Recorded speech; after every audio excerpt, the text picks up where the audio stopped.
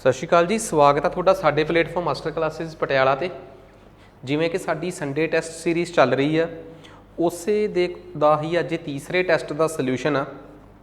पहली गल, किहड़े-किहड़े एस्पीरेंट्स दे काम आ सकदा। तुसीं कोई भी पेपर दे रहे हो, चाहे उहदे च स्टेटमेंट बेस्ड सवाल आउंदे आ, चाहे वन लाइनर आउंदे आ। इंपॉर्टेंट गल की फैक्ट्स इस तो वध इकट्ठे नहीं हो सकते। थोड़ा जिहा टैसट का लैवल डिफिकल्ट आ, क्योंकि ये स्पैशली टैसट फ्रेम जरूर किया गया PPSC के पैटर्न को ध्यान च रखते हुए तो UPSC के पैटर्न को ध्यान च रखते हुए।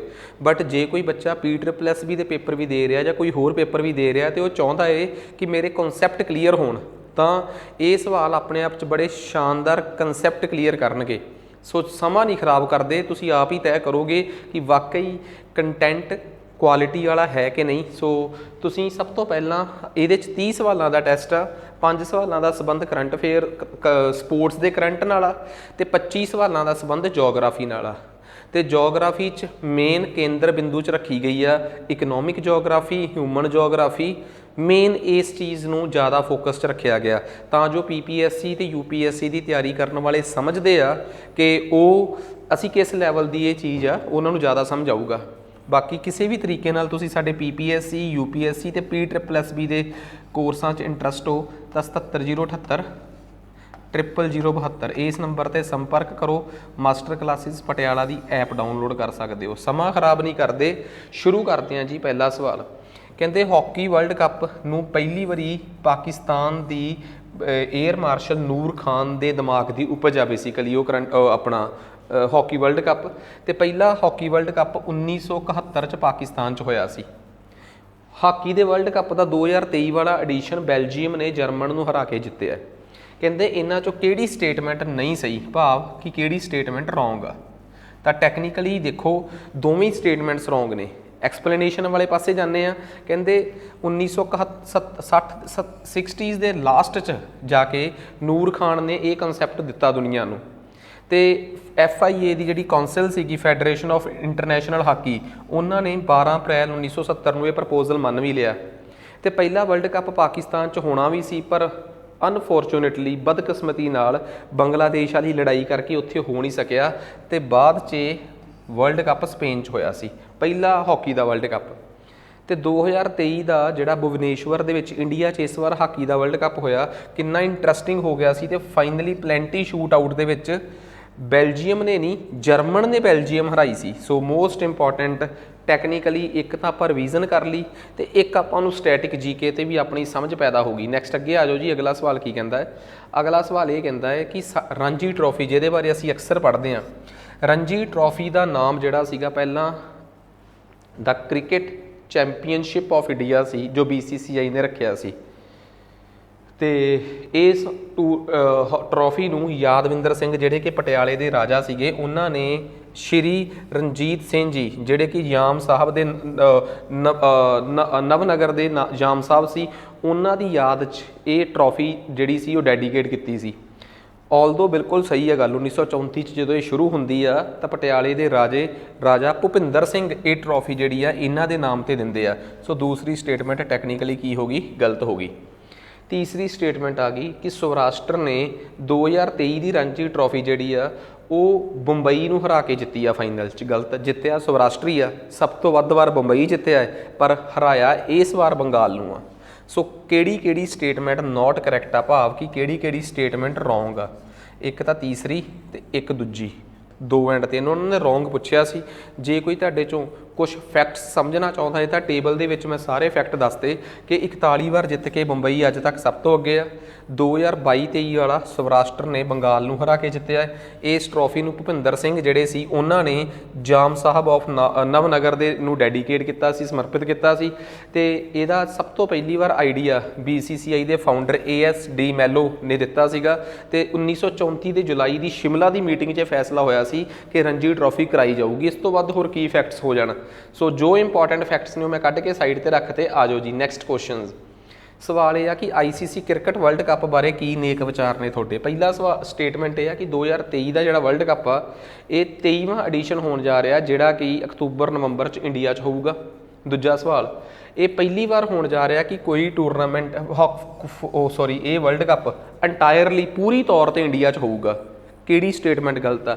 ਇਹਦੀਆਂ ਦੋਵੇਂ ਹੀ ਸਟੇਟਮੈਂਟਾਂ ਬਿਲਕੁਲ ਠੀਕ ਨੇ। ਸਮਝੋ ਕਿਉਂ? ਕਿਉਂਕਿ ਪਹਿਲੀ ਵਾਰ ਯਾਦ ਰੱਖਿਓ ਇਹ ਕ੍ਰਿਕਟ ਦਾ ਵਰਲਡ ਕੱਪ ਜਦੋਂ ਪਹਿਲਾਂ ਵੀ ਹੋਇਆ ਹੈ, ਆਈ ਥਿੰਕ 96 ਵਾਲਾ ਅਤੇ 2011 ਵਾਲਾ, ਉਹ ਇੰਡੀਅਨ ਸਬ ਕੰਟੀਨੈਂਟ 'ਚ ਹੋਇਆ, ਇੰਡੀਆ ਬੰਗਲਾਦੇਸ਼ ਐਵੇਂ ਮਿਲ ਕੇ ਕਰਾਇਆ। ਪਰ ਇਸ ਵਾਰ ਦਾ ਜਿਹੜਾ ਵਰਲਡ ਕੱਪ ਆ ਉਹ ਇੰਟਾਇਰਲੀ ਇੰਡੀਆ 'ਚ ਹੋ ਰਿਹਾ ਹੈ। ਸਭ ਤੋਂ ਵੱਧ ਵਾਰ ਵਰਲਡ ਕੱਪ ਆਸਟ੍ਰੇਲੀਆ ਨੇ ਜਿੱਤਿਆ, ਆਈ ਥਿੰਕ 87 'ਚ ਜਿੱਤਿਆ, ਫਿਰ ਉਸ ਤੋਂ ਬਾਅਦ 99 'ਚ ਜਿੱਤਿਆ, 7 'ਚ ਜਿੱਤਿਆ, 12 'ਚ ਜਿੱਤਿਆ ਅਤੇ 17 'ਚ ਜਿੱਤਿਆ। ਸਭ ਤੋਂ ਵੱਧ ਸਚਿਨ ਤੰਦੂਲਕਰ ਨੇ ਰਨ ਬਣਾਏ ਆ, ਸਭ ਤੋਂ fastest double century Chris Gayle ਨੇ ਮਾਰੀ ਆ, ਅਤੇ ਸਭ ਤੋਂ ਵੱਧ ਛੱਕੇ ਜਿਹੜੇ ਆ ਉਹ ਕ੍ਰਿਸ ਗੇਲ ਦੇ ਲੱਗੇ ਹੋਏ ਆ। ਸਭ ਤੋਂ ਵੱਧ ਸੈਂਚਰੀਆਂ ਵਰਲਡ ਕੱਪ ਦੇ ਵਿੱਚ ਤੰਦੂਲਕਰ ਅਤੇ ਰੋਹਿਤ ਸ਼ਰਮਾ ਦੀਆਂ, ਸਭ ਤੋਂ ਵੱਧ ਵਿਕਟਾਂ ਗਲੈਨ ਮੈਕਗਰਾਥ ਆਸਟ੍ਰੇਲੀਆ ਦੇ ਖਿਡਾਰੀ ਦੀਆਂ, ਅਤੇ ਲਗਾਤਾਰ ਕਿੰਨੀਆਂ ਵਿਕਟਾਂ ਇਕੱਠੀਆਂ ਕਿਸੇ ਨੇ ਆਊਟ ਕੀਤੀਆਂ ਤਾਂ Malinga of Sri Lanka versus South Africa 2007 ਦੇ ਵਰਲਡ ਕੱਪ 'ਚ। ਖੈਰ ਆ ਜਾਓ ਅੱਗੇ ਆ ਗਏ ਜੀ ਆਪਾਂ ਅਗਲੇ ਸਵਾਲ 'ਤੇ। ਸਵਾਲ ਇਹ ਆ ਜੀ, ਕਹਿੰਦੇ ਫਰੈਂਚ ਓਪਨ, ਸਾਨੂੰ ਪਤਾ ਹੈ ਕਿ 4 ਗ੍ਰੈਂਡ ਸਲੈਮ ਹੁੰਦੇ ਆ ਜਿਹੜੇ ਕਿ ਆਸਟ੍ਰੇਲੀਆ ਹੋ ਗਿਆ, ਫਰੈਂਚ ਹੋ ਗਿਆ, ਐਂਡ ਉਸ ਤੋਂ ਬਾਅਦ ਹੁੰਦਾ ਹੈ ਆਪਣਾ ਵਿੰਬਲਡਨ ਅਤੇ ਫਿਰ US ਓਪਨ। ਠੀਕ ਆ, ਜਨਵਰੀ 'ਚ ਹੁੰਦਾ, ਫਿਰ ਮਈ ਜੂਨ 'ਚ ਹੁੰਦਾ, ਜੁਲਾਈ 'ਚ ਅਤੇ ਫਿਰ ਅੱਗੇ ਅਗਸਤ ਸਤੰਬਰ। ਸੋ ਚਾਰੇ ਕਿਹੜੇ ਗਰਾਊਂਡ 'ਤੇ ਹੁੰਦੇ ਆ, ਕਿਹੜੇ ਸਾਲ ਇਹ ਸ਼ੁਰੂ ਹੋਏ ਸੀ, ਇਹ ਚਾਰੇ ਗ੍ਰੈਂਡ ਸਲੈਮਸ ਬਾਰੇ ਇਹ ਤਾਂ ਰੱਟ ਲਿਓ। ਇਸ ਸਾਲ ਦੇ ਵਿਨਰ ਕਿਹੜੇ ਆ, ਜਿਹੜੇ ਵੀ ਸਾਲ 'ਚ ਤੁਸੀਂ ਇਹ ਵੀਡੀਓ ਦੇਖ ਰਹੇ ਹੋ, ਵੈਸੇ ਰਿਕਾਰਡਿੰਗ ਤਾਂ ਜੀ 2023 'ਚ ਹੋ ਰਹੀ ਆ, ਤਾਂ 2023 'ਚ ਕਿਹੜੇ ਹੁਣ ਤੱਕ ਗ੍ਰੈਂਡ ਸਲੈਮ ਹੋ ਚੁੱਕੇ ਆ, ਉਹਨਾਂ ਦੇ ਵਿਨਰ ਕਿਹੜੇ ਆ, ਇਹ ਕਿਹੜੇ ਸਾਲ 'ਚ ਟੂਰਨਾਮੈਂਟ ਸ਼ੁਰੂ ਹੋਏ ਸੀ, ਕਲੇ 'ਤੇ ਖੇਡੇ ਜਾਂਦੇ ਆ, ਹਾਰਡ ਗਰਾਊਂਡ 'ਤੇ ਖੇਡੇ ਜਾਂਦੇ ਆ ਕਿ ਗਰਾਸ 'ਤੇ ਖੇਡੇ ਜਾਂਦੇ ਆ, ਇਹ ਰੱਟ ਲਿਓ। ਆ ਜਾਓ ਹੁਣ ਆਪਾਂ ਸਵਾਲ 'ਤੇ ਚੱਲਦੇ ਹਾਂ। ਫਰੈਂਚ ਓਪਨ ਨੂੰ ਰੋਨਾਲਡ ਗਰੋਸ ਵੀ ਕਿਹਾ ਜਾਂਦਾ ਹੈ, ਅਤੇ ਇਹ ਮਈ ਜੂਨ ਦੇ ਵਿੱਚ ਹੁੰਦਾ ਹੈ। ਬਿਲਕੁਲ ਸਹੀ ਗੱਲ ਆ। ਠੀਕ ਆ, ਇਹ ਲੜੀਵਾਰ ਹੋਣ ਵਾਲਾ ਦੂਸਰਾ ਗ੍ਰੈਂਡ ਸਲੈਮ ਆ ਲੜੀ 'ਚ, ਪਹਿਲਾ ਆਸਟ੍ਰੇਲੀਆ ਅਤੇ ਦੂਸਰਾ ਇਹ ਤੀਜੀ। ਫਰੈਂਚ ਓਪਨ ਜਿਹੜਾ ਹੈ ਇਹ ਗਰਾਸ ਦੇ ਖੇਡਿਆ ਜਾਂਦਾ ਨਹੀਂ, ਇਹ ਕਲੇ 'ਤੇ ਖੇਡਿਆ ਜਾਂਦਾ, ਇਹ ਇੰਪੋਰਟੈਂਟ ਗੱਲ ਆ। ਠੀਕ ਆ, ਇਸ ਸਾਲ ਡੋਜ਼ੋਵਿਕ ਆਫ ਸਰਬੀਆ ਅਤੇ ਈਗਾ ਸਵਾਸਟਿਕ ਆਫ ਇੱਕ ਪੋਲਿਸ਼ ਲੇਡੀ ਆ ਜਿਹੜੀ, ਉਹਨਾਂ ਨੇ ਸਿੰਗਲਸ ਜਿੱਤਿਆ। ਸਿੰਗਲ ਮਤਲਬ ਜਿਹਦੇ 'ਚ ਇੱਕ ਖਿਡਾਰੀ ਖੇਡਦਾ ਹੈ। ਸੋ ਦੂਸਰੀ ਸਟੇਟਮੈਂਟ ਜਿਹੜੀ ਆ ਬਿਲਕੁਲ ਸਹੀ ਆ, ਪਹਿਲੀ ਸਟੇਟਮੈਂਟ ਦੂਜੀ ਗਲਤ ਆ, ਪਹਿਲੀ ਸਹੀ ਆ, ਤੀਜੀ ਸਹੀ ਆ। ਕਰੈਕਟ ਕਿਹੜੀਆਂ ਨੇ? 1 ਐਂਡ 3। ਆ ਜਾਓ ਆਪਾਂ ਜੇ ਗੱਲ ਕਰੀਏ ਤਾਂ ਕਹਿੰਦੇ ਫਰੈਂਚ ਓਪਨ ਨੂੰ ਰੋਨਾਲਡ ਗਰੋਸ ਵੀ ਕਿਹਾ ਜਾਂਦਾ ਹੈ, ਅਤੇ ਇਹ ਇਸੇ ਸਮੇਂ 'ਚ ਹੁੰਦਾ ਹੈ। ਵਿੰਬਲਡਨ ਗਰਾਸ 'ਤੇ, ਆਸਟ੍ਰੇਲੀਅਨ ਅਤੇ US ਓਪਨ ਪਹਿਲਾ ਅਤੇ ਜਿਹੜਾ ਲਾਸਟ ਵਾਲਾ ਹੈ, ਠੀਕ ਆ, ਉਹ ਆਪਣਾ ਹਾਰਡ 'ਤੇ ਅਤੇ ਫਰੈਂਚ ਵਾਲਾ ਕਲੇ 'ਤੇ ਖੇਡਿਆ ਜਾਂਦਾ ਹੈ। ਇਸ ਵਾਰ ਦੇ ਵਿਨਰ ਆ ਡੋਜ਼ੋਵਿਕ, ਸਰਬੀਆ ਦੇ ਪਲੇਅਰ ਨੇ, ਬਹੁਤ ਤੇਜ਼ ਸਮੈਸ਼ ਹੁੰਦੀ ਇਹਨਾਂ ਦੀ। ਸਵਾਟਿਕ ਪੋਲੈਂਡ ਦੇ ਪਲੇਅਰ ਨੇ, ਇਹਨਾਂ ਨੂੰ 2 ਜਾਣਿਆਂ ਨੇ ਇਹ ਜਿੱਤਿਆ ਹੈ। ਸੋ ਚਾਰੇ ਗ੍ਰੈਂਡ ਸਲੈਮ ਇਹਨਾਂ ਤੋਂ ਬਿਨਾਂ ਜੇ ਕੋਈ ਹੋਰ ਹੋਇਆ ਨੇੜੇ ਤੇੜੇ ਉਹ ਵੀ ਰੱਟ ਰੂਟ ਲਿਓ, ਕਿਉਂਕਿ ਪੇਪਰ ਪਾਉਣ ਵਾਲੇ ਦਾ ਥੋੜ੍ਹਾ ਪਤਾ ਲੱਗਦਾ ਕਿ ਉਹ ਗ੍ਰੈਂਡ ਸਲੈਮ ਦੀ ਬਜਾਏ ਅਜੀਬ ਜਿਹਾ ਚੱਕ ਕੇ ਦੇਖੋ। ਮੋਟੇ ਤੌਰ 'ਤੇ ਜਦੋਂ ਅਸੀਂ ਤਿਆਰੀ ਕਰਦੇ ਹਾਂ ਤਾਂ ਅਸੀਂ ਇੰਪੋਰਟੈਂਟ ਚੀਜ਼ਾਂ ਤਾਂ ਸਾਰੀਆਂ ਪੜ੍ਹੀਏ। ਖੈਰ ਉਹਦੇ 'ਚ ਨਾ ਸਾਡਾ ਨੰਬਰ ਕੱਟਿਆ ਜਾਵੇ, ਉਹਨਾਂ ਨੂੰ ਅਸੀਂ ਹਰ ਐਂਗਲ ਤੋਂ ਐਕਸਪਲੋਰ ਕਰ ਲਈਏ। ਜੇ ਸਵਾਲ ਪਾਉਣ ਵਾਲੇ ਨੇ ਤੁਹਾਡਾ ਸਵਾਲ ਗਲਤ ਕਰਾਉਣਾ ਹੀ ਆ, ਫਿਰ ਤਾਂ ਉਹਨੂੰ ਕੋਈ ਨਹੀਂ ਰੋਕ ਸਕਦਾ, ਪਰ ਜੇ ਉਹ ਰੁਕਣਾ ਚਾਹੁੰਦਾ ਹੈ ਫਿਰ ਜ਼ਰੂਰ ਤੁਹਾਡੇ ਕੋਲ ਕਾਬਲੀਅਤ ਹੋਣੀ ਚਾਹੀਦੀ ਹੈ। ਖੈਰ ਆ ਜਾਓ ਦੁਰਾਂਦ ਕੱਪ, ਕਹਿੰਦੇ ਦੁਰਾਂਦ ਕੱਪ ਫੁੱਟਬਾਲ ਨਾਲ ਸੰਬੰਧਿਤ ਆ। ਇਹ ਸਭ ਤੋਂ ਪਹਿਲੀ ਵਾਰ 1988 ਦੇ ਵਿੱਚ ਡਾਰਜਲਿੰਗ 'ਚ ਹੋਇਆ ਸੀ, ਅਤੇ 1940 ਤੋਂ ਫਿਰ ਇਹ ਨਿਊ ਦਿੱਲੀ 'ਚ ਖੇਡਿਆ ਜਾ ਰਿਹਾ ਹੈ। ਪਹਿਲੀ ਗੱਲ ਬਿਲਕੁਲ ਗਲਤ। ਦੁਰਾਂਦ ਕੱਪ ਏਸ਼ੀਆ ਦਾ ਸਭ ਤੋਂ ਪੁਰਾਣਾ ਅਤੇ ਦੁਨੀਆ ਦਾ 2nd ਕਿ 3rd ਓਲਡੈਸਟ ਫੁੱਟਬਾਲ ਟੂਰਨਾਮੈਂਟ ਹੈ, ਜਿਹਨੂੰ ਹੈਨਰੀ ਦੁਰਾਂਦ, ਜਿਹੜੇ ਕਿ 1893 ਦੇ ਵਿੱਚ ਅਫਗਾਨਿਸਤਾਨ ਅਤੇ ਇੰਡੀਆ ਦੇ ਵਿੱਚ ਬਾਉਂਡਰੀ ਬਣਾਉਂਦੇ ਆ, ਦੁਰਾਂਦ ਲਾਈਨ ਜਿਹੜੀ ਅੱਜ ਪਾਕਿਸਤਾਨ ਅਤੇ ਅਫਗਾਨਿਸਤਾਨ 'ਚ, ਉਹਨਾਂ ਦੇ ਨਾਂ 'ਤੇ ਬਣਾਇਆ ਗਿਆ। ਪਹਿਲਾ ਸ਼ਿਮਲੇ 'ਚ ਹੋਇਆ ਸੀ। ਇਸ ਵਾਰ 132ਵਾਂ ਦੁਰਾਂਦ ਕੱਪ ਆ, ਅਤੇ ਜਿਹੜਾ ਅਸਾਮ 'ਚ ਹੋ ਰਿਹਾ। ਬਿਲਕੁਲ ਸਹੀ ਗੱਲ ਆ। ਇਹ ਏਸ਼ੀਆ ਦਾ ਸਭ ਤੋਂ ਪੁਰਾਣਾ ਜਿਹੜਾ ਕਿ ਹੈਨਰੀ ਦੁਰਾਂਦ ਦੇ ਨਾਂ 'ਤੇ ਹੋਣ ਵਾਲਾ ਫੁੱਟਬਾਲ ਦਾ ਟੂਰਨਾਮੈਂਟ ਆ। Which of the following statement are correct? ਸਹੀ ਕਿਹੜੀਆਂ ਨੇ? ਨੋਟ ਰੋਂਗ ਦਾ ਮਤਲਬ ਤੀਸਰੀ ਸਹੀ ਆ, ਦੂਸਰੀ ਸਹੀ ਆ, 2 ਐਂਡ 3। ਸੋ ਆਨਸਰ ਆ ਗਿਆ ਜੀ B ਆਪਸ਼ਨ। ਠੀਕ ਆ, ਜਾਣੀ ਕਿ 2 ਆਪਸ਼ਨ। ਸੋ ਸਭ ਤੋਂ ਪਹਿਲਾਂ ਕਿੱਥੇ ਹੋਇਆ, ਕੀ ਹਿਸਾਬ ਕਿਤਾਬ ਆ, ਇਹ ਤੁਹਾਨੂੰ ਮੈਂ ਦੱਸ ਹੀ ਦਿੱਤਾ। ਦੁਨੀਆ ਦਾ ਸਭ ਤੋਂ 3rd ਓਲਡੈਸਟ ਅਤੇ ਏਸ਼ੀਆ ਦਾ ਓਲਡੈਸਟ। ਸੋ ਇਹ ਕਹਾਣੀ ਆਪਾਂ ਨੂੰ ਕਲੀਅਰ ਹੋ ਗਈ। ਸੋ ਉਮੀਦ ਕਰੋ ਕਿ ਜਦੋਂ ਤੁਸੀਂ ਪੇਪਰ ਦੇਣ ਜਾਂਦੇ ਹੋ ਤਾਂ ਇਸ ਪੱਧਰ ਦੇ ਕਰੰਟ ਅਫੇਅਰਸ ਜਿਹੜੇ ਆ ਉਹ ਤੁਹਾਨੂੰ ਪੁੱਛੇ ਜਾ ਸਕਦੇ ਆ। ਠੀਕ ਆ ਨਾ। ਕਹਿੰਦੇ ਆਬਾਦੀ ਦੀ ਘਣਤਾ, ਪੋਪੂਲੇਸ਼ਨ ਡੈਂਸਿਟੀ ਦੇ ਆਧਾਰ 'ਤੇ ਦੱਸੋ ਸਭ ਤੋਂ ਵੱਧ ਪੋਪੂਲੇਸ਼ਨ ਡੈਂਸਿਟੀ ਕਿੱਥੇ? ਓਬਵੀਅਸ ਜੀ ਗੱਲ ਆ, ਏਸ਼ੀਆ 'ਚ। ਦੂਜੇ ਨੰਬਰ 'ਤੇ ਯੂਰਪ, ਅਤੇ ਤੀਜੇ ਨੰਬਰ 'ਤੇ ਨਾਰਥ ਅਮਰੀਕਾ। ਨਾਰਥ ਅਮਰੀਕਾ ਦੇ ਉੱਪਰਲਾ ਕਨੂਡਾ ਤਾਂ ਸਾਰਾ ਖਾਲੀ ਆ। ਜੇ ਤੁਸੀਂ ਵਰਲਡ ਜੋਗਰਾਫੀ ਦੀ ਸਮਝ ਰੱਖਦੇ ਹੋ ਤਾਂ ਤੁਹਾਨੂੰ ਪਤਾ ਹੈ ਕਿ ਏਸ਼ੀਆ ਤਾਂ ਬਹੁਤ ਪੋਪੂਲਰੀ ਡੈਂਸ ਆ, 144 ਲੋਕ ਰਹਿੰਦੇ ਆ 1 ਸਕੁਅਰ ਕਿਲੋਮੀਟਰ 'ਚ। ਯੂਰਪ ਦੇ ਵਿੱਚ 33 ਆ, ਤੇ ਜੇ ਤੁਹਾਡੀ ਜਾਣਕਾਰੀ ਦੀ ਦੱਸਦਾ ਨਾਰਥ ਅਮਰੀਕਾ ਦੇ ਵਿੱਚ ਜਸਟ 20 ਨੇ। ਸੋ ਖੈਰ ਇਹ ਪੋਪੂਲੇਸ਼ਨ ਡੈਂਸਿਟੀ ਹੈ ਕਿ 1 ਸਕੁਅਰ ਕਿਲੋਮੀਟਰ 'ਚ ਕਿੰਨੇ ਲੋਕ ਰਹਿੰਦੇ ਆ। ਨੈਕਸਟ ਉਸ ਤੋਂ ਬਾਅਦ ਅੱਗੇ ਆ ਗਿਆ ਜੀ ਆਪਣੇ ਕੋਲ ਅਗਲਾ ਸਵਾਲ ਆਪਣੇ ਕੋਲ ਆ ਗਿਆ ਜੀ ਆਹ ਵਾਲਾ 24ਵਾਂ ਸਵਾਲ। ਕਹਿੰਦਾ ਕੋਲ ਦੇ ਸੰਦਰਭ ਦੇ ਵਿੱਚ ਦੱਸੋ ਕਿ ਸਭ ਤੋਂ ਮੇਨ ਸਹੀ ਸਟੇਟਮੈਂਟ ਕਿਹੜੀ ਹੈ। USA ਕੋਲ ਸਭ ਤੋਂ ਵੱਧ ਕੋਲ ਦੇ ਭੰਡਾਰ ਨੇ, ਪਹਿਲੀ ਗੱਲ। ਕਹਿੰਦਾ ਚਾਈਨਾ ਸਭ ਤੋਂ ਵੱਧ ਕੋਲ ਪ੍ਰੋਡਿਊਸਿੰਗ ਕੰਟਰੀ ਹੈ, ਦੂਜੀ ਗੱਲ। ਸਾਊਥ ਅਫਰੀਕਾ ਜਿਹੜਾ ਹੈ ਉਹ ਕੋਲ ਐਕਸਪੋਰਟ ਕਰਨ ਦੇ ਮਾਮਲੇ 'ਚ ਸਭ ਤੋਂ ਅੱਗੇ ਆ। ਤੀਸਰੀ ਸਟੇਟਮੈਂਟ ਟੋਟਲੀ ਆਪਣੀ ਗਲਤ ਆ, ਠੀਕ ਆ। ਕਿਉਂ ਗਲਤ ਆ, ਆ ਜਾਓ। ਕਹਿੰਦੇ ਇਹ ਤਾਂ ਹੈਗਾ ਰਿਜ਼ਰਵ ਦੇ ਮਾਮਲੇ 'ਚ ਕਿ ਯੂਨਾਈਟਿਡ ਸਟੇਟਸ ਕੋਲ ਸਭ ਤੋਂ ਵੱਧ ਰਿਜ਼ਰਵ ਆ, ਪਰ ਜੇ ਮੈਂ ਗੱਲ ਕਰਾਂ ਐਕਸਪੋਰਟ ਕਰਨ ਦੇ ਮਾਮਲੇ 'ਚ ਇੰਡੋਨੇਸ਼ੀਆ ਤੇ ਆਸਟ੍ਰੇਲੀਆ ਸਭ ਤੋਂ ਵੱਡੇ ਐਕਸਪੋਰਟਰ ਨੇ, ਠੀਕ ਆ। ਜਿਵੇਂ ਅਡਾਨੀ ਸਾਹਿਬ ਦੀਆਂ ਆਸਟ੍ਰੇਲੀਆ 'ਚ ਕੋਲ ਦੀਆਂ ਮਾਈਨਸ ਨੇ। ਸੋ ਇੰਡੋਨੇਸ਼ੀਆ ਤੇ ਆਸਟ੍ਰੇਲੀਆ 'ਚ ਕੋਲ ਬਹੁਤ ਨਿਕਲਦਾ ਹੈ। ਚਾਈਨਾ ਸਭ ਤੋਂ ਵੱਧ ਪ੍ਰੋਡਿਊਸ ਕਰਦਾ ਹੈ, ਪਰ ਉਹਨਾਂ ਦੀ ਆਪਣੀ ਖਪਤ ਹੀ ਬਹੁਤ ਜ਼ਿਆਦਾ ਹੈ। ਆਸਟ੍ਰੇਲੀਆ ਨੇ ਤੇ ਇੰਡੋਨੇਸ਼ੀਆ ਨੇ ਭੰਡਾਰ ਲਾ ਰੱਖਿਆ ਲੋਕਾਂ ਵਾਸਤੇ। US ਨੇ ਹਜੇ ਇੰਨਾ ਐਕਸਪਲੋਰ ਨਹੀਂ ਕੀਤਾ ਬਿਕੋਜ਼ ਉਹ ਰੀਨਿਊਏਬਲ એનર્ਜੀ ਵੱਲ ਸਵਿਚ ਕਰ ਰਿਹਾ, ਪਰ ਉਹਦੇ ਕੋਲ ਭੰਡਾਰ ਸਭ ਤੋਂ ਵੱਧ ਆ ਜੋ ਐਸਟੀਮੇਟ ਆ। ਸੋ ਉਮੀਦ ਦੇ ਮੁਤਾਬਕ ਇਹਦਾ ਆਨਸਰ 1 ਐਂਡ 2 ਹੋ ਗਿਆ। ਨੈਕਸਟ ਉਸ ਤੋਂ ਬਾਅਦ ਅੱਗੇ ਆ ਜਾਓ ਜੀ।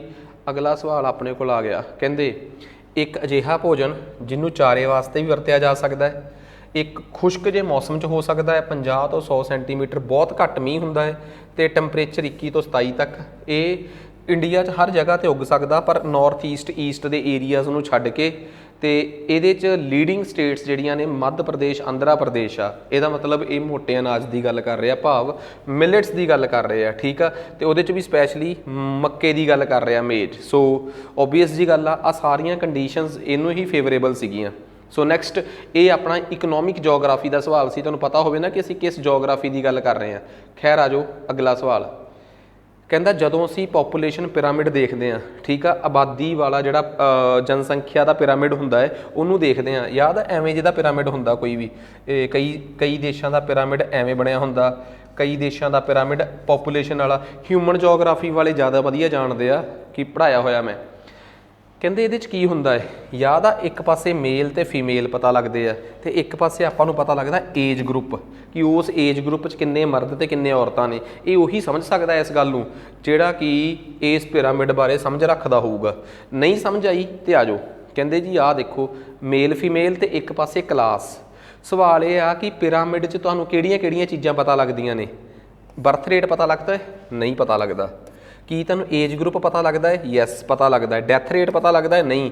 ਤੁਹਾਨੂੰ ਮੇਲ ਫੀਮੇਲ ਪਤਾ ਲੱਗਦਾ? ਬਿਲਕੁਲ ਲੱਗਦਾ ਹੈ। ਸੋ ਪੁੱਛਿਆ ਸੀ ਕਿ ਇੱਕ ਪੋਪੂਲੇਸ਼ਨ ਦੇ ਪਿਰਾਮਿਡ, ਜਨਸੰਖਿਆ ਵਾਲਾ ਜਿਹੜਾ ਪਿਰਾਮਿਡ ਹੁੰਦਾ ਹੈ ਉਹਦੇ 'ਚ ਤੁਹਾਨੂੰ ਕੀ ਪਤਾ ਲੱਗਦਾ ਹੈ। 1 2 ਅਤੇ 1 4, ਭਾਵ ਕਿ B option is the correct one.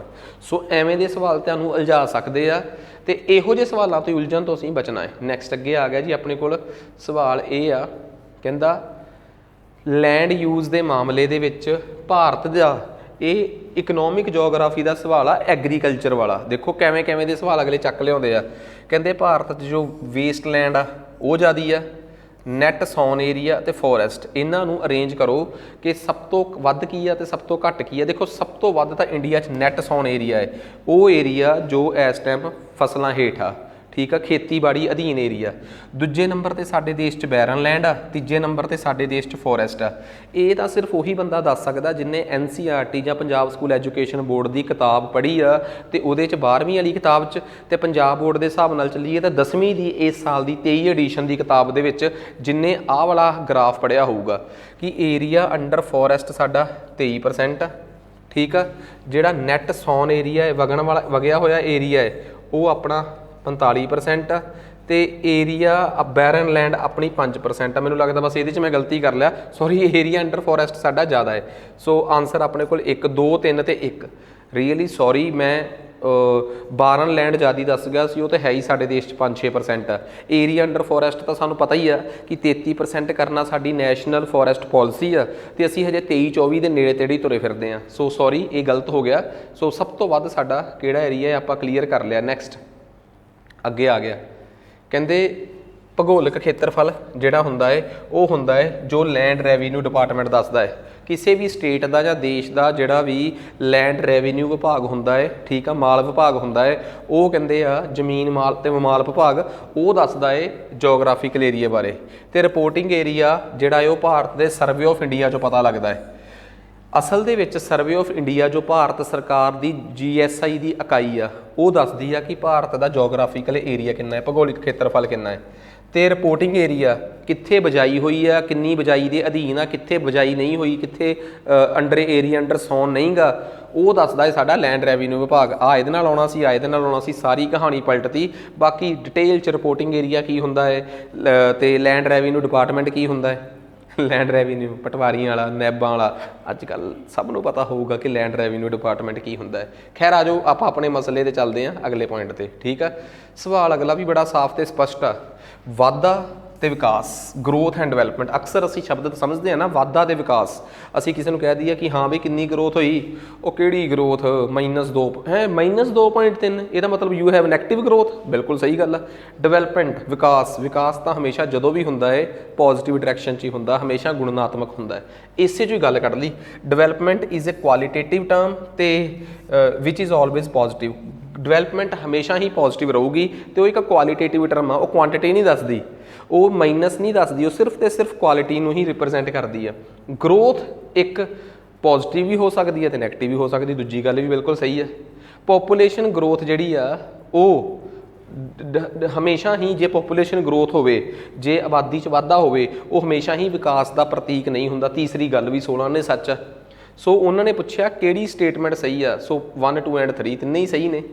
Growth ਤੇ ਡਿਵੈਲਪਮੈਂਟ ਦੇ ਵਿੱਚ ਜੇ ਕੋਈ ਮੈਨੂੰ ਕਵੇ ਕਿ ਸਰ ਵਿਕਾਸ ਤੇ ਵਾਧੇ 'ਚ ਫਰਕ ਦੱਸੋ, ਤਾਂ ਮੈਨੂੰ ਲੱਗਦਾ ਇਸ ਤੋਂ ਵੱਧ ਹੁਣ ਆਪਾਂ ਕੀ ਐਕਸਪਲੇਨ ਕਰਾਂਗੇ ਕਿਸੇ ਨੂੰ ਵਿਕਾਸ ਤੇ ਵਾਧੇ ਦੇ ਵਿੱਚ ਫਰਕ। ਖੈਰ ਆ ਜਾਓ ਅਗਲੀ ਗੱਲ। ਕਹਿੰਦੇ ਸੈਟਲਮੈਂਟਸ ਦਾ ਮਤਲਬ ਹੁੰਦਾ ਹੈ ਬਸਤੀਆਂ। ਜੋ ਵੀ ਆਪਾਂ ਦੇਖਦੇ ਹਾਂ, ਜਿਵੇਂ ਹੁਣ ਸਪੋਜ਼ ਕਰੋ, ਜਿਵੇਂ ਕਈ ਜਗ੍ਹਾ 'ਤੇ ਆਪਾਂ ਨੂੰ ਪਤਾ, ਦੇਖੋ ਮੈਂ ਥੋੜ੍ਹਾ ਜਿਹਾ ਬਸਤੀਆਂ ਦਾ ਕੰਸੈਪਟ ਪੁੱਛੋਗੇ ਸਰ ਕਿੱਥੇ ਆ, ਹਿਊਮਨ ਜੋਗਰਾਫੀ ਦੇ ਵਿੱਚ ਜਿਹੜਾ ਸੈਟਲਮੈਂਟਸ ਵਾਲਾ ਟੌਪਿਕ ਆ ਨਾ, ਉਹਦੇ 'ਚ ਆਪਾਂ ਡਿਟੇਲ 'ਚ ਪੜ੍ਹੀਆਂ ਹੋਈਆਂ ਬਸਤੀਆਂ। ਕਹਿੰਦੇ ਰੈਕਟੈਂਗੂਲਰ ਪੈਟਰਨ ਹੁੰਦਾ ਹੈ ਜ਼ਿਆਦਾਤਰ ਪਲੇਨ ਏਰੀਆਸ 'ਚ, ਤੇ ਆਰ ਫਾਊਂਡ ਇਨ ਪਲੇਨ ਏਰੀਆਜ਼ ਔਰ ਵਾਈਟਰ ਇੰਟਰਮਾਊਂਟੇਨ ਵੈਲੀਜ਼। ਠੀਕ ਆ, ਜਿੱਥੇ ਚੌੜੀਆਂ ਘਾਟੀਆਂ ਹੋਣ ਜਾਂ ਪਲੇਨ ਏਰੀਆ ਹੋਵੇ, ਉੱਥੇ ਰੈਕਟੈਂਗੂਲਰ ਪੈਟਰਨ। ਬਿਲਕੁਲ ਆਪਣੇ ਪਿੰਡਾਂ ਦੇ ਵਿੱਚ ਘਰ ਐਵੇਂ ਨਹੀਂ ਬਣੇ ਹੁੰਦੇ, ਕਿਉਂਕਿ ਰੈਕਟੈਂਗੂਲਰ ਪੈਟਰਨ 'ਚ ਘਰ ਬਣੇ ਹੁੰਦੇ ਆ ਜਿੱਥੇ ਖੁੱਲੀ ਆਬਾਦੀ ਹੋਵੇ। ਬਿਲਕੁਲ ਸਹੀ ਗੱਲ ਆ। ਠੀਕ ਆ, ਟੀ ਸ਼ੇਪ ਬਸਤੀਆਂ ਉੱਥੇ ਬਣਦੀਆਂ ਜਿੱਥੇ ਟਰਾਈ ਜੰਕਸ਼ਨ ਹੋਵੇ। ਜਿੱਥੇ ਟਰਾਈ ਜੰਕਸ਼ਨ ਹੀ ਆ ਗਿਆ, ਉੱਥੇ ਘਰ ਐਂ ਬਣਨਗੇ ਜਾਂ ਐਂ ਬਣਨਗੇ ਜਾਂ ਐਂ, ਘਰ ਵੀ ਟੀ ਸ਼ੇਪ 'ਚ ਬਣ ਗਏ। ਕਹਿੰਦੇ ਕਿਊਰਿਸ ਫਾਰਮ ਸੈਟਲਮੈਂਟਸ ਉੱਥੇ ਹੁੰਦੀਆਂ ਜਿੱਥੇ ਕ੍ਰੋਸ ਰੋਡ ਹੁੰਦੀ ਆ। ਮਤਲਬ ਕਿਊਰਿਸ ਫਾਰਮ ਦਾ ਮਤਲਬ ਹੁੰਦਾ ਕ੍ਰੋਸ ਰੋਡ ਸੈਟਲਮੈਂਟ। ਸੈਟਲਮੈਂਟਸ ਵੀ ਇੱਕ ਦੂਜੇ ਨੂੰ ਕ੍ਰੋਸ ਹੀ ਕਰਦੀਆਂ ਹੈ, ਜਿੱਥੇ ਆਬਾਦੀ ਜਿੱਥੇ ਸੜਕਾਂ ਇੱਕ ਦੂਜੇ ਨੂੰ ਕ੍ਰੋਸ ਕਰਨ। ਸੋ ਬੇਸਿਕਲੀ ਜਿਹੜਾ ਆਪਣੇ ਕੋਲ ਦੱਸਿਆ ਹੋਇਆ ਕਿਊਸੀ ਫਾਰਮ ਸੈਟਲਮੈਂਟ ਜਿਹੜੀ ਆ ਬੇਸਿਕਲੀ ਕ੍ਰੋਸ ਸ਼ੇਪ ਦਾ ਹੀ ਦੂਜਾ ਨਾਮ ਹੁੰਦੀ ਆ। ਨਾਮ ਦੇ ਕੇ ਉਲਝਾਇਆ ਹੈ। ਆਹ ਦੇਖ ਲਓ ਤੁਹਾਡੇ ਸਾਹਮਣੇ ਹੀ ਆ, ਆਹ ਸੈਟਲਮੈਂਟ ਕ੍ਰੋਸ ਸ਼ੇਪ ਦੀ ਸੈਟਲਮੈਂਟ ਉੱਥੇ ਹੀ ਹੋਊਗੀ ਜਿੱਥੇ ਕ੍ਰੋਸ ਸ਼ੇਪ ਸੜਕਾਂ ਹੋਣਗੀਆਂ, ਜਿੱਥੇ ਸੜਕਾਂ ਕ੍ਰੋਸ ਕਰਨਗੀਆਂ। ਜਿੱਥੇ ਟੀ ਸ਼ੇਪ ਹੋਊਗੀ, ਆਹ ਟੀ ਸ਼ੇਪ ਆ, ਉੱਥੇ ਸੈਟਲਮੈਂਟ ਵੀ ਟੀ ਸ਼ੇਪ ਆ ਗਈ। ਨੋਰਮਲੀ ਜਿਹੜੀ ਆ ਜਿੱਥੇ ਇੱਕੋ ਹੀ ਸੜਕ ਹੋਊਗੀ, ਉੱਥੇ ਸੈਟਲਮੈਂਟ ਤੁਹਾਨੂੰ ਲੀਨੀਅਰ ਦਿਸੂਗੀ। ਠੀਕ ਆ, ਜਿੱਥੇ ਤੁਹਾਨੂੰ ਮਤਲਬ ਕਿ ਕਹਿ ਲਓ ਕਿ ਜਿੱਥੇ ਕਈ ਵਾਰੀ ਕੋਈ ਬੜੀ ਧਾਰਮਿਕ ਪਲੇਸ ਆ, ਉਸ ਧਾਰਮਿਕ ਪਲੇਸ ਨੂੰ ਕੇਂਦਰ 'ਚ ਰੱਖ ਕੇ ਸੈਟਲਮੈਂਟ ਤੁਹਾਨੂੰ ਸਟਾਰ ਲਾਈਕ ਸ਼ੇਪ 'ਚ ਮਿਲੂਗੀ। ਸੋ ਇਹ ਸਮਝਣ ਦੀ ਕੋਸ਼ਿਸ਼ ਕਰੋ ਕਿ ਸੈਟਲਮੈਂਟਸ ਕਿਸ ਕਿਸ ਤਰੀਕੇ ਦੀਆਂ ਹੋ ਸਕਦੀਆਂ। ਕਈ ਵਾਰੀ ਕੀ ਹੁੰਦਾ, ਕਿਸੇ ਝੀਲ ਦੇ ਕੰਢੇ 'ਤੇ ਇੱਕ ਪਿੰਡ ਵਸਿਆ ਹੁੰਦਾ, ਉੱਥੇ ਸਰਕੂਲਰ ਪੈਟਰਨ ਹੁੰਦਾ ਬਸਤੀਆਂ ਦਾ। ਸੋ ਬਸਤੀਆਂ ਕਿਸ ਪੈਟਰਨ 'ਚ ਹੋ ਸਕਦੀਆਂ ਹੈ ਉਹ ਦੱਸਦਾ।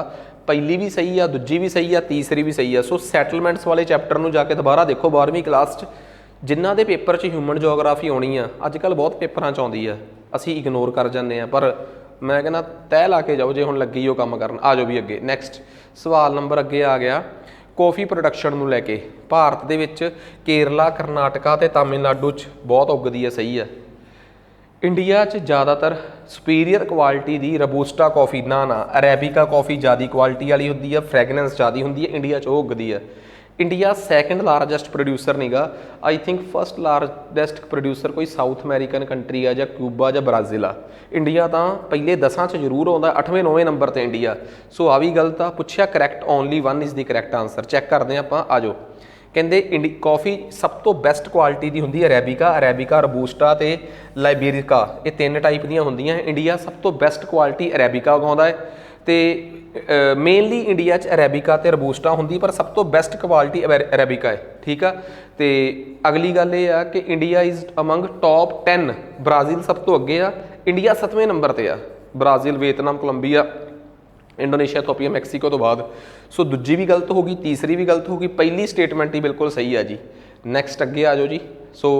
ਸੋ ਜੇ ਅੱਜ ਮੈਂ ਗੱਲ ਕੀਤੀ ਹੈ ਕੌਫੀ ਦੀ, ਤਾਂ ਤੁਹਾਨੂੰ ਗੱਲ ਉਹਦੀ ਵੀ ਪਤਾ ਹੋਣੀ ਚਾਹੀਦੀ, ਟੀ ਦੀ, ਤੇ ਬਾਕੀ ਸਾਰੀਆਂ ਜਿੰਨੀਆਂ ਵੀ ਸਾਡੀਆਂ ਕਮਰਸ਼ੀਅਲ ਕ੍ਰੌਪਸ ਨੇ, ਜੋ ਵੀ 10ਵੀਂ ਕਲਾਸ ਦੀ ਪੰਜਾਬ ਬੋਰਡ ਦੀ ਜਾਂ 12ਵੀਂ ਕਲਾਸ ਦੀ NCERT 'ਚ ਜੋ ਐਗਰੀਕਲਚਰ ਵਾਲੇ ਚੈਪਟਰ 'ਚ ਦਿੱਤਾ ਹੋਇਆ, ਯਾਰ ਕਰ ਦਿਓ ਜੋ ਹੈਗਾ ਤੁਹਾਡੇ ਕੋਲ। ਹੁਣ ਸਬ ਅਰਬਨਾਈਜੇਸ਼ਨ, ਠੀਕ ਆ, ਜਿਹਨੂੰ ਆਪਾਂ ਬੇਸਿਕਲੀ ਕਹਿ ਦਿੰਦੇ ਹਾਂ ਉਪ ਸ਼ਹਿਰੀਕਰਨ, ਉਹਦੇ ਕੰਟੈਕਸਟ 'ਚ ਤੁਸੀਂ ਦੇਖਿਆ ਹੋਣਾ ਚੰਡੀਗੜ੍ਹ ਦੇ ਨੇੜੇ ਮੋਹਾਲੀ ਤੇ ਮੋਹਾਲੀ ਦੇ ਨੇੜੇ ਖੜਰ, ਦਿਸ ਇਜ਼ ਐਗਜ਼ਾਮਪਲ ਆਫ ਸਰਬ ਅਰਬਨਾਈਜੇਸ਼ਨ।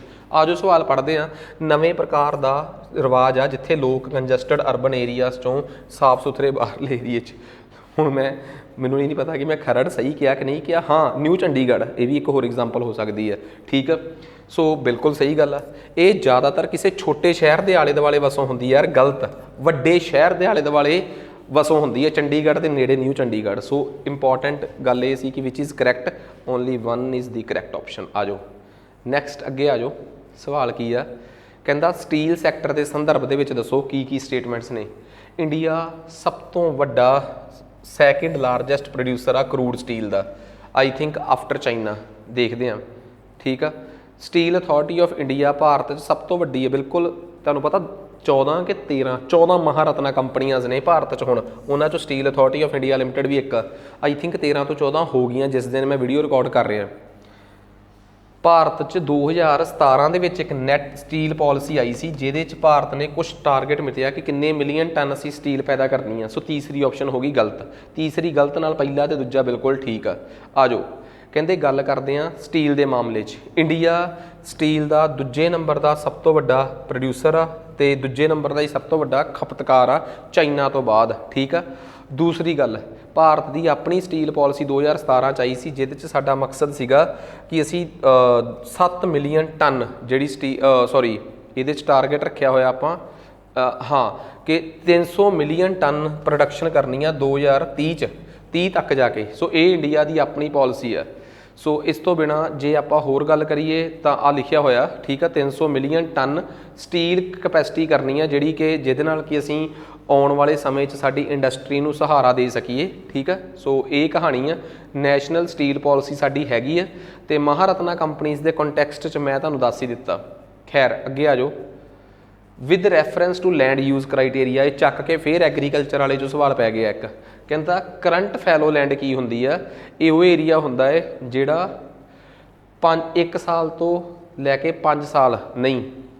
ਦੇਖੋ ਇੱਕ ਗੱਲ ਬੜੀ ਕਲੀਅਰ ਆ, ਆਪਾਂ ਅਕਸਰ ਕਹਿੰਦੇ ਆ ਕਿ ਇੱਕ ਜ਼ਮੀਨ ਬੰਜਰ ਆ, ਇੱਕ ਕਰੰਟ ਫੈਲੋ ਆ। ਕਰੰਟ ਫੈਲੋ ਉਹ ਹੁੰਦੀ ਆ ਜਿਹਨੂੰ 1 ਸਾਲ ਘੱਟ ਤੋਂ ਘੱਟ 1 ਸਾਲ ਲਈ, ਬਸ ਵੱਧ ਤੋਂ ਵੱਧ 1 ਸਾਲ ਵਾਸਤੇ ਬੰਜਰ ਖਾਲੀ ਰੱਖਣਾ ਪਵੇ ਤੇ ਅਗਲੇ ਸਾਲ ਉਹਦੀ ਉਪਜਾਊਪੁਣਾ ਫਰਟੀਲਿਟੀ ਵਾਪਸ ਆ ਜੇ, ਉਹਨੂੰ ਕਹਿੰਦੇ ਆ ਕਰੰਟ ਫੈਲੋ ਲੈਂਡ। ਪਰ ਇਹ ਕਹਿੰਦੇ 1 ਸਾਲ ਤੋਂ ਲੈ ਕੇ 5 ਸਾਲ ਤੱਕ ਲਈ, ਬਿਲਕੁਲ ਗਲਤ ਆ।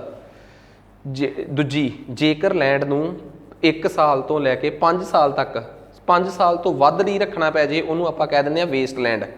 ਤੇ ਤੀਸਰੀ ਆਪਣੇ ਕੋਲ ਆ ਗਈ ਕਿ ਜਿਹੜੀ ਲੈਂਡ ਵਾਹੀਯੋਗ ਹੋ ਸਕਦੀ ਹੈ, ਵਾਹੀਯੋਗ ਖਰਾਬ ਹੋ ਚੁੱਕੀ ਜ਼ਮੀਨ ਜਿਹੜੀ ਆ, ਉਹਨੂੰ ਟੈਕਨੋਲੋਜੀ ਦੀ ਮਦਦ ਨਾਲ ਕਲਟੀਵੇਸ਼ਨ ਦੇ ਅੰਦਰ ਲਿਆਂਦਾ ਜਾ ਸਕਦਾ ਹੈ। ਤੀਸਰੀ ਲਾਈਨ ਤਾਂ ਹੋ ਗਈ ਆਪਣੇ ਕੋਲ ਬਿਲਕੁਲ ਸਹੀ।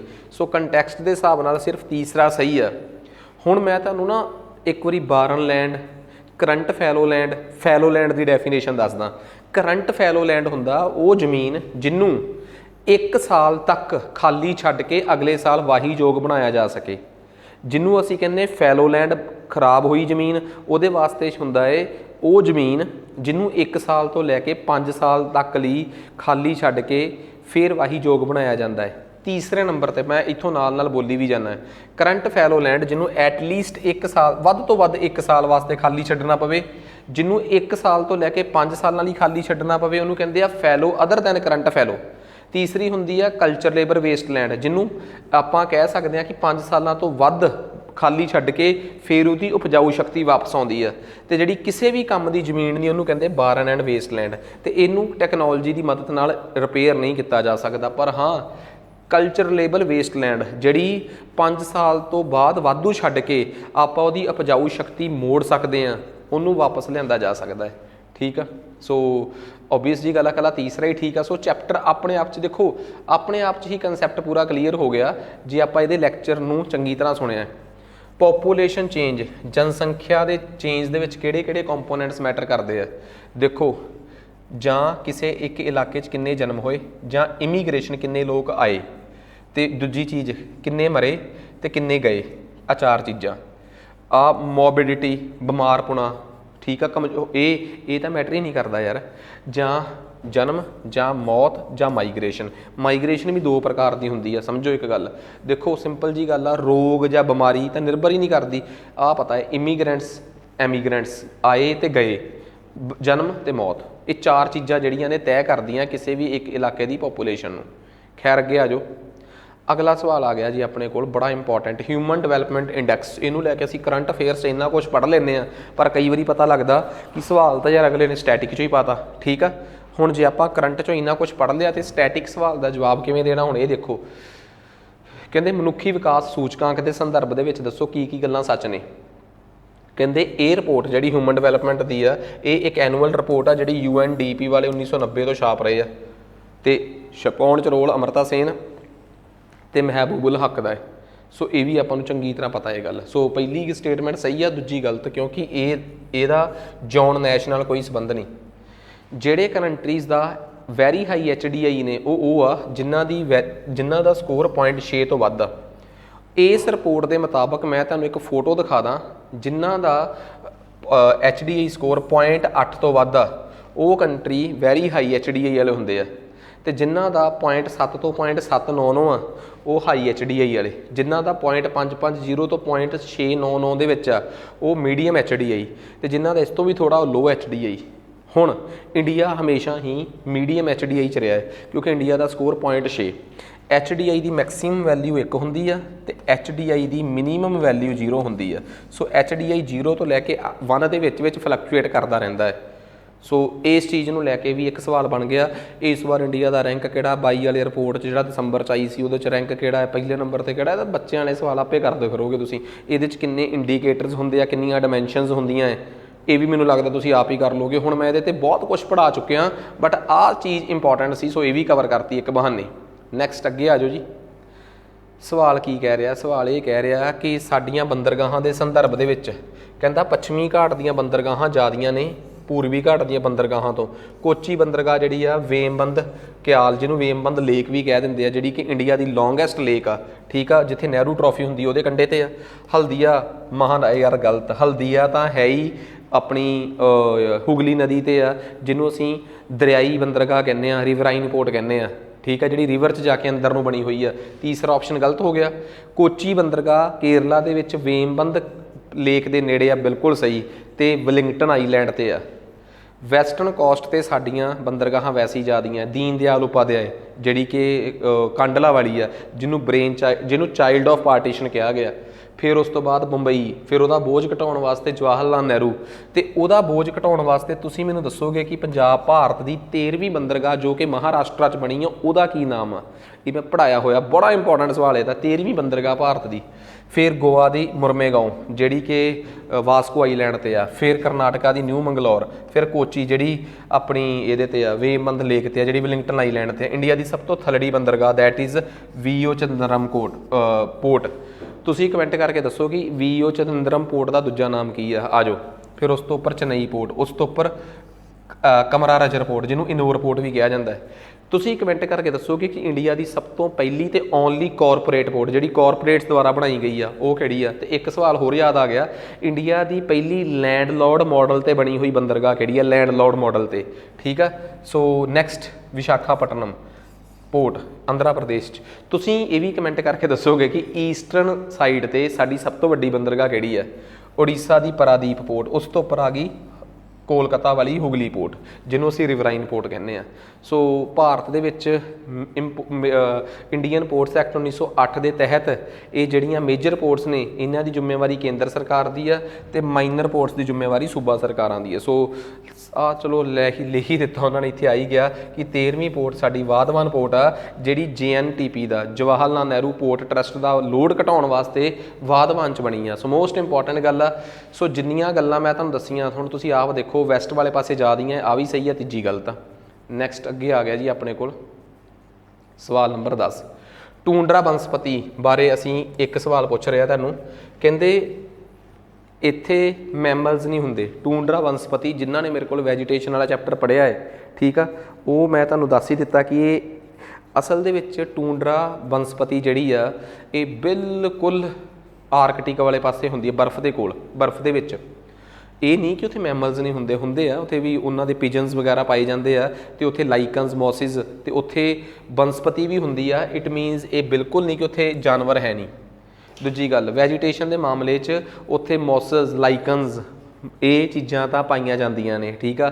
ਸੋ ਮੋਸਟ ਇੰਪੋਰਟੈਂਟ ਇਹ ਮੈਂ ਚੰਗੀ ਤਰ੍ਹਾਂ ਪੜ੍ਹਾਇਆ ਕਿ ਬਨਸਪਤੀ ਵੀ ਹੁੰਦੀ ਆ, ਜਾਨਵਰ ਵੀ ਹੁੰਦੇ ਆ, ਬਟ ਇੱਕ ਸਪੈਸ਼ਲ ਟਾਈਪ ਦੀ ਬਨਸਪਤੀ ਤੇ ਜਾਨਵਰ, ਫਲੋਰਾ ਫੋਨਾ ਉੱਥੇ ਪਾਇਆ ਜਾਂਦਾ ਹੈ। ਸੋ ਪੁੱਛਿਆ ਕੀ ਆ? ਦੂਸਰਾ is the correct option. Next ਇਸ ਤੋਂ ਬਾਅਦ ਉੱਪਰ ਆ ਜਾਓ ਜੀ। ਨੈਕਸਟ ਅੱਗੇ ਆ ਗਿਆ ਜੀ ਆਪਣੇ ਕੋਲ ਸਵਾਲ, ਕਹਿੰਦਾ ਭਾਰਤ ਦੇ ਵਿੱਚ ਰੇਲਵੇ ਨੈਟਵਰਕ ਦੇ ਸੰਦਰਭ ਦੇ ਵਿੱਚ ਗੱਲ ਦੱਸੋ। ਭਾਰਤ ਦੇ ਵਿੱਚ ਮੀਟਰ ਗੇਜ ਬਰੋਡ ਗੇਜ ਤੋਂ ਜ਼ਿਆਦਾ ਹੈ। ਅੰਗਰੇਜ਼ਾਂ ਦੇ ਵੇਲੇ ਜ਼ਰੂਰ ਮੀਟਰ ਗੇਜ ਜ਼ਿਆਦਾ ਸੀ, ਪਰ ਭਾਰਤ ਸਰਕਾਰ ਨੇ ਹੁਣ ਜਿਹੜੀ 1.6 ਮੀਟਰ ਦੀ ਚੌੜੀ ਪੱਟੀ ਆ, ਜਿੱਥੇ ਟ੍ਰੇਨਾਂ ਜ਼ਿਆਦਾ ਸਪੀਡ ਨਾਲ ਭੱਜਦੀਆਂ, ਉਹ ਜ਼ਿਆਦਾ ਕਰ ਲਈ ਆ, ਤੇ ਮੀਟਰ ਗੇਜ ਘੱਟ ਆ। ਨੈਰੋ ਗੇਜ ਸਿਰਫ ਤੇ ਸਿਰਫ ਹਿਲੀ ਏਰੀਆਜ਼ ਆ, ਜਿਹੜੀ ਸਾਡੀ ਹਿਮਾਲਿਅਨ ਰੇਲਵੇ ਆ ਤੇ ਵੈਸਟਰਨ ਘਾਟਸ ਵਾਲੀ, ਉੱਥੇ ਅਜੇ ਵੀ ਨੈਰੋ ਗੇਜ ਆ, ਛੋਟੀ ਪਟਰੀ ਆ ਜਿਹੜੀ ਸ਼ਿਮਲੇ ਵੱਲ ਨੂੰ ਚੜ੍ਹਦੀ ਆ। ਦੂਜੀ ਗੱਲ ਬਿਲਕੁਲ ਸਹੀ ਆ। ਸੋ ਇੰਡੀਆ ਦਾ ਸਟੇਟਸ ਬਰੋਡ ਗੇਜ ਇੰਡੀਆ ਦੇ ਵਿੱਚ ਇਸ ਟਾਈਮ 86,000 ਕਿਲੋਮੀਟਰ ਤੇ ਮੀਟਰ ਗੇਜ 15,000 ਆ। ਸੋ ਕਿੰਨਾ ਜ਼ਿਆਦਾ ਫਰਕ ਆ। ਨੈਰੋ ਗੇਜ ਬਹੁਤ ਥੋੜੀ ਆ ਤੇ ਇਹ 0.6 ਮੀਟਰ ਦੇ ਅਰਾਊਂਡ ਹੁੰਦੀ ਆ, ਮਸਾਂ ਹੀ 60% ਹੁੰਦਾ ਮੀਟਰ ਦਾ। ਸੋ ਇਹ ਭਾਰਤ 'ਚ 3,000 ਕਿਲੋਮੀਟਰ ਆ। ਸੋ ਸਾਰੀ ਸਟੋਰੀ ਸਮਝ ਆ ਗਈ।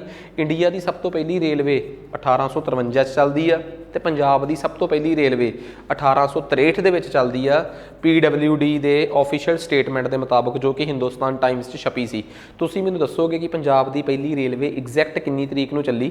ਪੰਜਾਬ ਰੇਲਵੇ ਦੀ, ਅਤੇ ਕਿ ਕਿੱਥੋਂ ਲੈ ਕੇ ਕਿੱਥੋਂ ਤੱਕ ਚੱਲੀ। ਸੋ ਇਹ ਮੈਂ ਜੋ ਵੀ ਤੁਹਾਨੂੰ ਸਟੇਟਮੈਂਟ, ਜੋ ਤੁਹਾਨੂੰ ਕਮੈਂਟ 'ਚ ਰਿਪਲਾਈ ਕਰਾਂਗੇ, ਉਹ ਹਿੰਦੁਸਤਾਨ ਟਾਈਮਸ ਦਾ ਰੈਫਰੈਂਸ ਲੈ ਕੇ ਲਿੰਕ ਭੇਜਾਂਗੇ, ਠੀਕ ਆ। ਕਈ ਵਾਰੀ ਕੋਈ ਕਹਿ ਦਿੰਦਾ ਜੀ ਫਲਾਣੀ ਕਿਤਾਬ 'ਚ ਆ ਲਿਖਿਆ, ਉਹਦੇ ਨਾਲ ਨਹੀਂ ਸਾਨੂੰ ਕੋਈ ਬਾਹਲਾ ਮਤਲਬ।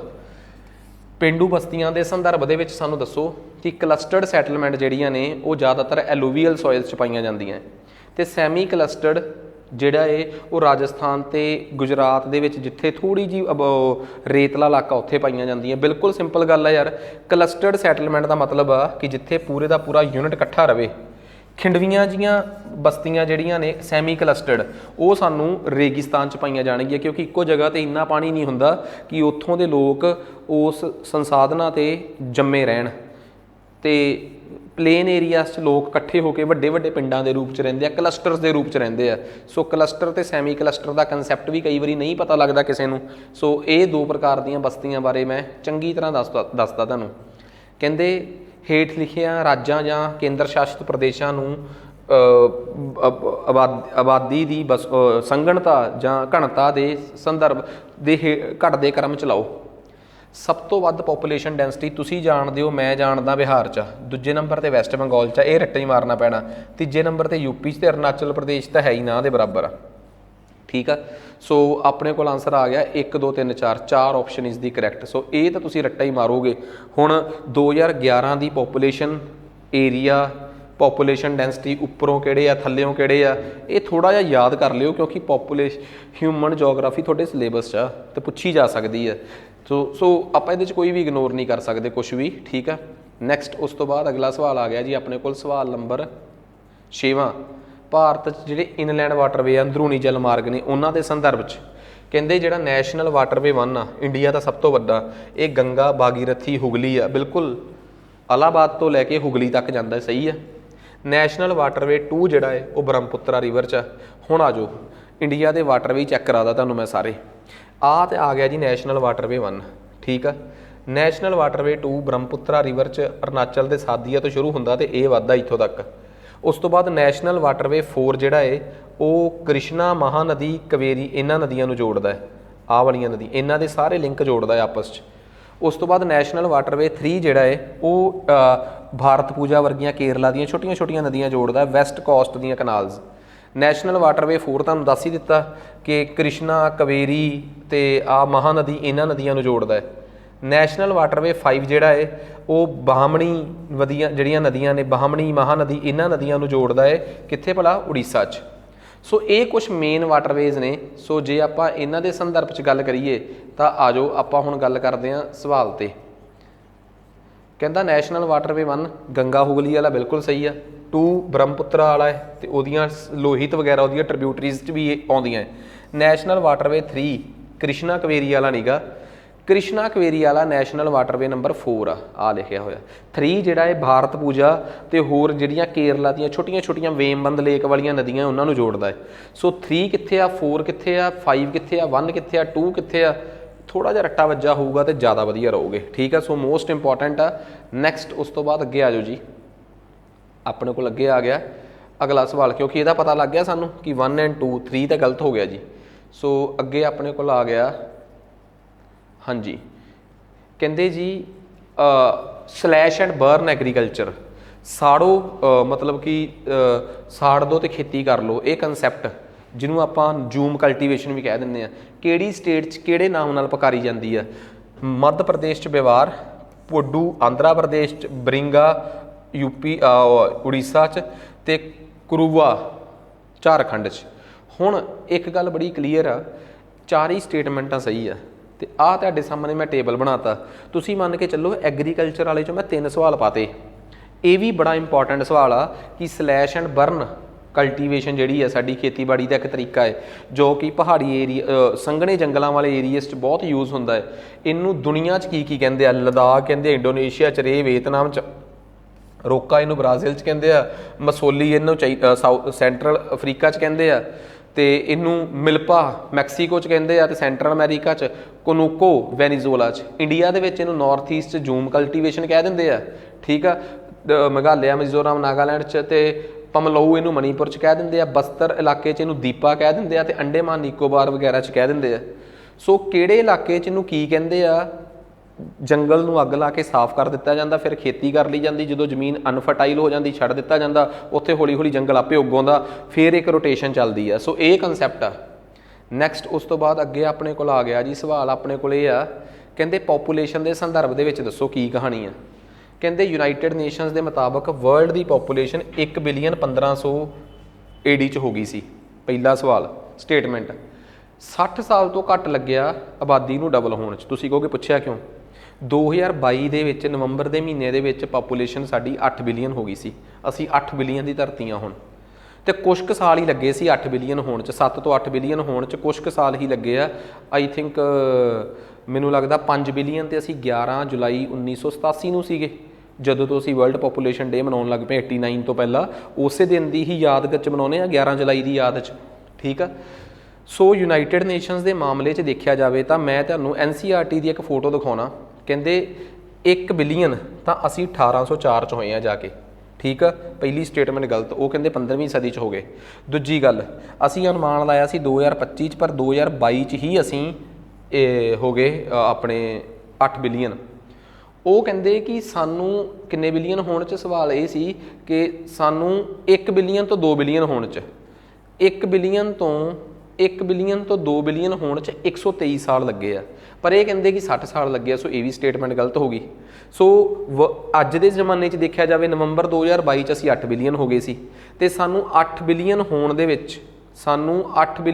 ਦੇ ਵਿੱਚ ਆਈ ਥਿੰਕ ਮੇਰੇ ਦਿਮਾਗ 'ਚੋਂ ਸਕਿਪ ਹੋ ਗਿਆ ਕਿ 8 ਬਿਲੀਅਨ ਹੋਣ 'ਚ ਤਾਂ ਸਾਨੂੰ ਸ਼ਾਇਦ 10 ਕੇ ਥੋੜ੍ਹੇ ਜਿਹੇ ਸਾਲ ਲੱਗੇ ਆ। ਸੋ ਕਿਉਂਕਿ 5 ਬਿਲੀਅਨ ਤੋਂ 8 ਬਿਲੀਅਨ ਹੋ ਗਏ ਅਸੀਂ, 87 ਤੋਂ 97 ਅਤੇ 7 ਅਤੇ 17 30 ਅਤੇ 5 35 ਸਾਲਾਂ 'ਚ ਅਸੀਂ 3 ਬਿਲੀਅਨ ਵੱਧ ਗਏ ਸੀ।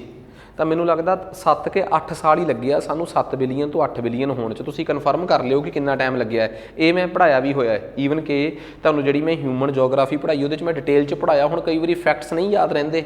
ਖੈਰ ਆ ਜਾਓ ਆਪਾਂ ਅਗਲੇ ਕੁਐਸਚਨ 'ਤੇ ਚੱਲੀਏ। ਇਹ ਦੋਵੇਂ ਸਟੇਟਮੈਂਟਾਂ ਗਲਤ ਨੇ। ਖੈਰ ਆ ਜਾਓ ਅੱਗੇ। ਸਵਾਲ ਇਹ ਆ, ਭਰਮੌਰ, ਇਹ ਇੱਕ ਏਰੀਆ ਹੈ ਜਿੱਥੇ ਇੱਕ ਗੱਦੀ ਟਰਾਈਬਲ ਗਰੁੱਪ ਆ, ਇਹ ਕਿੱਥੋਂ ਦਾ ਹੈ।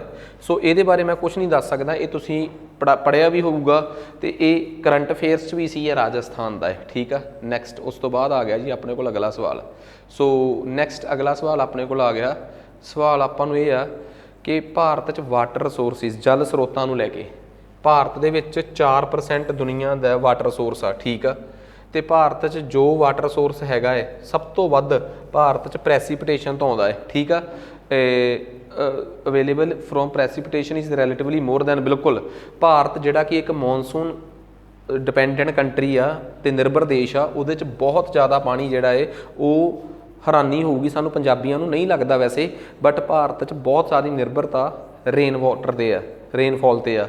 ਸੋ ਸਾਡਾ ਪ੍ਰੈਸੀਪੀਟੇਸ਼ਨ ਚੋਂ, ਵਰਖਾਣ ਤੋਂ ਹੋਣ ਵਾਲਾ ਜਿਹੜਾ ਪਾਣੀ ਦੀ ਪੂਰਤੀ ਆ ਉਹ ਕਿਤੇ ਵੱਧ ਆ ਸਾਡੇ ਸਤ੍ਹਾ ਚੋਂ ਨਿਕਲਣ ਵਾਲੇ ਪਾਣੀ ਦੀ, ਜ਼ਮੀਨ ਚੋਂ ਨਿਕਲਣ ਵਾਲੇ ਪਾਣੀ ਤੋਂ। ਸੋ ਦੂਜੀ ਗੱਲ ਵੀ ਸਹੀ ਆ। ਜੇ ਕੋਈ ਕਹੂਗਾ ਫੈਕਟਸ ਦੇ ਮਾਮਲੇ 'ਚ, ਤਾਂ ਆਹ ਦੇਖੋ, ਭਾਰਤ ਦੁਨੀਆ ਦੇ ਸਰਫੇਸ ਵਾਟਰ ਦਾ 2.4% ਆ ਭਾਰਤ ਕੋਲ, ਪਰ ਦੁਨੀਆ ਦੇ ਟੋਟਲ ਵਾਟਰ ਸੋਰਸਿਸ ਦਾ ਭਾਰਤ ਕੋਲ 4% ਆ। ਜੇ ਸਤ੍ਹਾ ਦੇ ਵਾਟਰ ਦੀ ਗੱਲ ਕਰੀਏ ਤਾਂ 2.5% ਆ, ਪਰ ਜੇ ਓਵਰਆਲ ਪ੍ਰੈਸੀਪੀਟੇਸ਼ਨ ਮੀਂਹ ਮੂੰਹ ਨੂੰ ਵਿੱਚ ਜੋੜ ਲਈਏ ਤਾਂ ਭਾਰਤ ਕੋਲ 4% ਪਾਣੀ ਆ ਪੂਰੀ ਦੁਨੀਆ ਦਾ। ਪਰ ਵਿਡੰਬਣਾ ਇਹ ਆ ਕਿ 17 ਤੋਂ 17.5% ਦੁਨੀਆ ਦੀ ਆਬਾਦੀ ਸਾਡੇ ਕੋਲ ਆ, ਉਹਨੂੰ ਮਸਲਾ ਹੱਲ ਕਰਨ ਵਾਸਤੇ ਸਾਨੂੰ ਸਿਰਫ 4% ਪਾਣੀ ਹੈ ਦੁਨੀਆ ਦਾ। ਸੋ ਇਹ ਸਾਡੇ ਲਈ ਚਿੰਤਾ ਦੀ ਗੱਲ ਜ਼ਰੂਰ ਆ। ਸੋ ਜੇ ਪੁੱਛਿਆ ਜਾਵੇ ਸਟੇਟਮੈਂਟ ਦੋਵੇਂ ਹੀ ਸਹੀ ਸੀਗੀਆਂ। ਨੈਕਸਟ ਉਸ ਤੋਂ ਬਾਅਦ ਅੱਗੇ ਆਪਣੇ ਕੋਲ ਆ ਗਿਆ ਸਵਾਲ ਕਿ ਸੁਏਜ਼ ਕਨਾਲ, ਸਭ ਨੂੰ ਪਤਾ ਸੁਏਜ਼ ਕਨਾਲ ਕਿੱਥੇ ਆ, ਆਹ ਰਹੀ ਸੁਏਜ਼ ਕਨਾਲ। ਠੀਕ ਆ, ਜਿਹੜੀ ਸੁਏਜ਼ ਕਨਾਲ ਆ ਉਹਦੇ ਇੱਕ ਪਾਸੇ ਲਾਲ ਸਾਗਰ ਆ ਤੇ ਇੱਕ ਪਾਸੇ ਆ ਭੂ-ਮੱਧ ਸਾਗਰ ਆ। ਮੈਂ ਬਹੁਤ ਡਿਟੇਲ 'ਚ ਸਟ੍ਰੇਟ ਆਫ ਤਿਰਾਨ ਵੀ ਪੜ੍ਹਾਈ ਹੋਈ ਹੈ, ਇੱਥੋਂ ਤੱਕ ਗਲਫ ਆਫ ਅਕਾਬਾ ਵੀ ਪੜ੍ਹਾਈ ਹੋਈ ਆ, ਅਕਾਬਾ ਦੀ ਖਾੜੀ, ਤਰਾਨ, ਜਲਮਾਰਗ, ਡਮਰੂ ਵੀ ਪੜ੍ਹਾਇਆ ਹੋਇਆ। ਤਾਂ ਤੁਸੀਂ ਤਾਂ ਆਪ ਜਾਣਦੇ ਹੋ ਕਿ ਮੈਂ ਤਾਂ ਤੁਹਾਨੂੰ ਬਬਲੇ ਮੰਦੀਪ ਹੋ ਗਿਆ, ਸਭ ਕੁਝ ਕਵਰ ਕਰਿਆ ਹੋਇਆ ਹੈ। ਅਰਬ ਸਾਗਰ, ਸੌਰੀ ਭੂ-ਮੱਧ ਸਾਗਰ ਨੂੰ, ਜਾਣੀ ਕਿ ਮੈਡੀਟੇਰੀਅਨ ਸੀ ਨੂੰ ਲਾਲ ਸਾਗਰ ਭਾਵ ਕਿ ਰੈੱਡ ਸੀ ਨਾਲ ਜੋੜਨ ਵਾਲੀ ਕਨਾਲ ਨੂੰ ਕਹਿੰਦੇ ਆ ਸੁਏਜ਼ ਕਨਾਲ। ਸੋ ਸੁਏਜ਼ ਕਨਾਲ ਕਨੈਕਟਸ ਮੈਡੀਟੇਰੀਅਨ ਸੀ ਐਂਡ ਰੈੱਡ ਸੀ, ਭੂ-ਮੱਧ ਸਾਗਰ ਤੇ ਲਾਲ ਸਾਗਰ ਨੂੰ ਜੋੜਨ ਵਾਲੀ। ਸੋ ਉਮੀਦ ਕਰਦਾ ਕਿ ਤੁਹਾਨੂੰ ਇਹ ਡਿਸਕਸ਼ਨ ਇੰਨੀ ਕੁ ਰੈਲੀਵੈਂਟ ਲੱਗੀ ਹੋਊਗੀ ਤੇ ਜਿਹੜੇ ਵੀ ਐਸਪੀਰੈਂਟਸ ਤੁਹਾਡੇ ਕੰਟੈਕਟ 'ਚ ਜਿਹੜਾ ਵੀ ਜਾਣਾ ਦੇਖ ਰਿਹਾ, ਠੀਕ ਆ, ਉਹਨਾਂ ਨੂੰ ਲੱਗਦਾ ਕਿ ਸਾਡਾ ਕੰਟੈਂਟ ਇਸ ਲਾਇਕ ਹੈਗਾ ਹੈ ਕਿ ਇਹਦੇ ਤੋਂ ਆਉਣ ਵਾਲੇ ਪੇਪਰਾਂ ਦੀ ਤਿਆਰੀ ਕੀਤੀ ਜਾ ਸਕਦੀ ਹੈ ਜਾਂ ਕਿਸੇ ਨੂੰ ਦੱਸਿਆ ਜਾ ਸਕਦਾ, ਤਾਂ ਤੁਸੀਂ ਸਾਡੇ ਬਾਰੇ ਜ਼ਰੂਰ ਦੱਸੋ। 77078 00072, ਇਹ ਸਾਡਾ ਕੰਟੈਕਟ ਨੰਬਰ ਆ।